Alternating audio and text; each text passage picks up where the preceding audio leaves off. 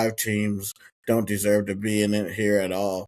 But I feel like we got to push back with that because where this is trending, I don't know if you heard about, and I know that you're a big soccer guy like I am too, but you remember the whole like Super League concept? Yep, that And fiasco. basically fans were revolt. A lot of soccer fans were revolting against it. I have a feeling like us as college football fans should be able to revolt against this. Unfortunately, this means that we would need participation from the other top 2 leagues. Unfortunately, with the way I know the sport is, everybody in those leagues are going to try to one up everybody and try to be like, haha, you're not a part of this league.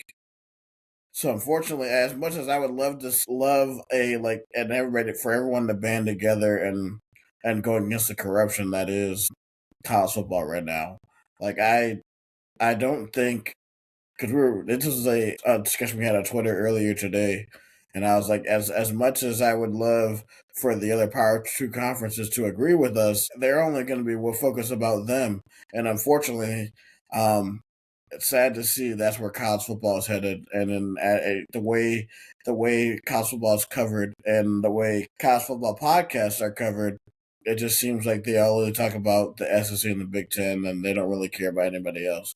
And it's really starting to just piss everybody off. And I mean, there's probably going to be at some point where even within the Big Ten, because like not everybody in the Big Ten is going to necessarily feast on this. They're going to get to a point where it's only the top of the top, and that includes people in the SEC and the Big Ten. Do you really think that like the Alabamas, the Georgias, the Ohio States, the Oregons, do you think they want to bring along the likes of, at least in football terms, Kentucky, Mississippi State, Rutgers, and Northwestern? Do you think Right. they want to keep them along for the ride? No, you're going to get to a No. point where they're even to kick out the bottom of their own conferences and build their own thing.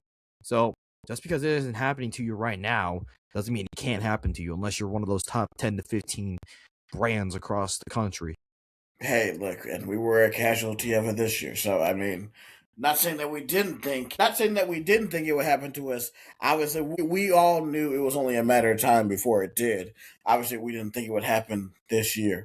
Mm-hmm. We thought it would have been down the line, but especially with this era in college football, if you, there's the haves and the have-nots, and if you don't evolve, you will die. Mm-hmm. All right, Cody, we are going to get off of football. Good discussion, but we're going to take a look at the AP basketball poll. First, we're going to do men's, then we'll do women's, and then we'll do a recap of the weekend that was. Mm-hmm. Yep. So first, the cycle men have actually moved up a spot in the college or in the AP poll rankings for college basketball. They have moved officially into the top 3. They are number 3. They rise up 1 spot. So they didn't do anything too crazy. But, I mean, they had some things go in their favor by other teams dropping the game. So we could talk about that a little later. But the Cyclones are undefeated. They had a pretty good win over, I know, take it as a grain of salt, but a good win over Long Beach State where they pretty much just dominated that game. And I mean, Milan Momcilovic, he's the shooter. I think he is currently, as of today, the best shooter in the country. He's shooting at a insane, I think 56% from the field, and I think he's shooting. He went 4 of 7 from 3, and if you look at his 3 numbers, Cody, he